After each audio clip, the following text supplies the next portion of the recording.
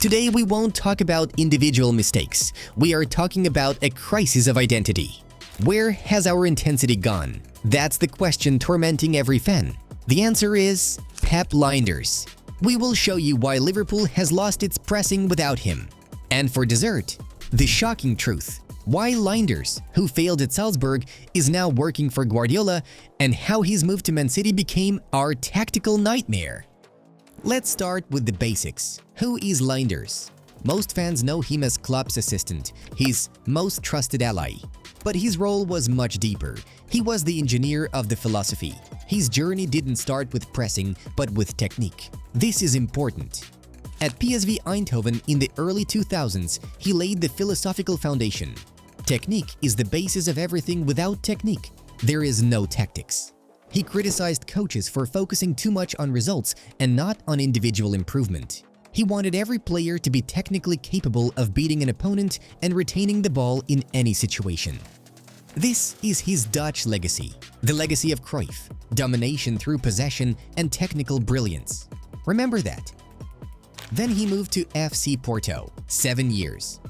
Here he became acquainted with the methodology of tactical periodization and learned to translate big tactical ideas into micro-actions on the training pitch. This was the stage where he became a master of practical implementation.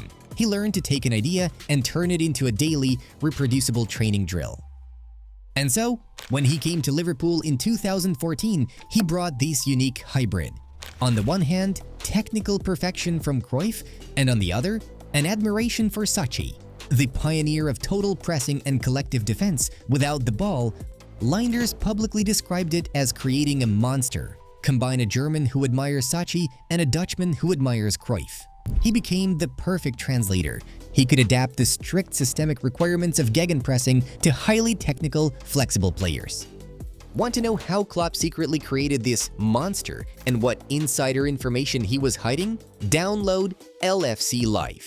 It's your instant access to all the insights, archives, stats, and truth about the club that you won't find anywhere else. Link in the description and pinned comment. This was his critical value to Klopp. Jurgen was the strategist and Lijnders was the engine. His role was not just placing cones. He regularly conducted the team's main training sessions and had a direct impact on shaping the overall club culture known as the one club mentality. He didn't just say, "Our identity is intensity." He ensured that this intensity was present in training every day. But how exactly did he do it? Why was his methodology irreplaceable? The secret lies in his training methodology.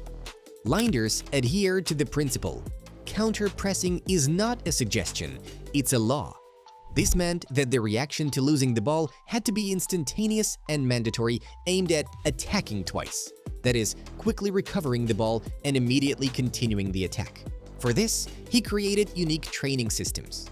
The first is physical readiness through intensity. Our players didn't run marathons. They performed short bursts of intense exercises with sufficient rest, mimicking match load. They would start with 2 minutes of training and 1.5 minutes of rest, and then gradually increase the time to 8 to 10 minutes at full intensity.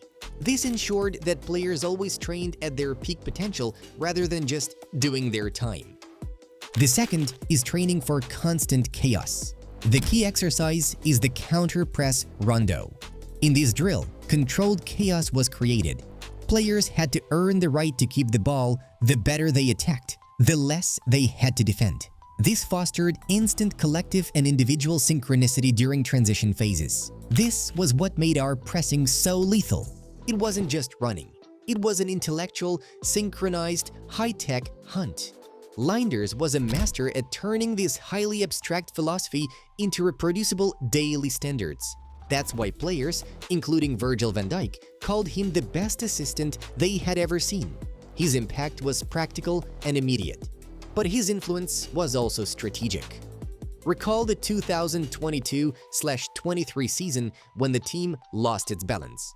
Who was the key initiator of the tactical correction that brought us back to life? Lijnders. Again, he was the one who moved Trent Alexander-Arnold inside, effectively creating the inverted fullback role. He knew Trent from the academy, called him his captain, and predicted he would become a leader. His ability to see potential and create innovative positional roles in an elite team based on his foundation as a technical coach confirms that he was a vital tactical brain. And then he left. Jurgen Klopp left, and Lijnders, who promised he would only assist Klopp, decided to try managing independently. And here begins the most interesting part. His first attempt at NEC Nijmegen in 2018 was brief and unsuccessful. He quickly returned to Klopp. The second attempt was at Austrian RB Salzburg in 2024. He arrived there with a clear philosophy: attacking, proactive football, focused on high-intensity pressing and squeezing the pitch. But despite all his intensity, he lasted only 6 months. 6 months! He was sacked in December 2024. Why? Because his rigid, dogmatic philosophy proved inflexible. At Salzburg, he faced politics, the need to adapt his principles to a different context and different players. He made controversial personnel decisions, such as benching Austrian national team goalkeeper Schlager. Leadership, which requires a wide range of managerial skills, including politics and pragmatic adaptation, proved not to be his forte. This dichotomy, absolute success as a number 2 and rapid failure as a number 1, explains his unique value. Lijnders is a super specialist in the implementation of tactical intensity. He is the perfect executor, but not a strategic leader who can independently manage all aspects of the club. And this is where we come to our main heartache. Lijnders is now at Manchester City. In June 2025, he joined Pep Guardiola's staff. This appointment, which came after City endured a disappointing trophyless season, was called a very smart move by experts. Why? Guardiola took the man who had been our mastermind for 10 years, who perfected the pressing methodologies specifically created to fight Manchester City. It was said that you would destroy this and not join them! What is Lijnders' value to Guardiola? He is there to bring methodologies that will restore the level of pressing intensity that City was allegedly lacking. He is the specialist who can unify systematic ball possession, Guardiola/Cruyff philosophy, with rigid, collective counter-pressing, Klopp/Seki requirement. He's the man who, according to City expert Stephen McInerney, will challenge Guardiola, preventing tactical stagnation. But the worst part for us is that he brought them inside knowledge. He knows every one of our training standards, every weakness, every individual trait of our players, from the academy to the first team. In our last match, it seemed like City knew our every future move on the pitch. They simply disassembled us, molecule by molecule. This is all thanks to Lijnders. Guardiola has already publicly acknowledged Lijnders' incredible impact. When Guardiola quotes Lijnders in a press conference talking about Connor Bradley's talent, it demonstrates that he now has unique insider access to our club.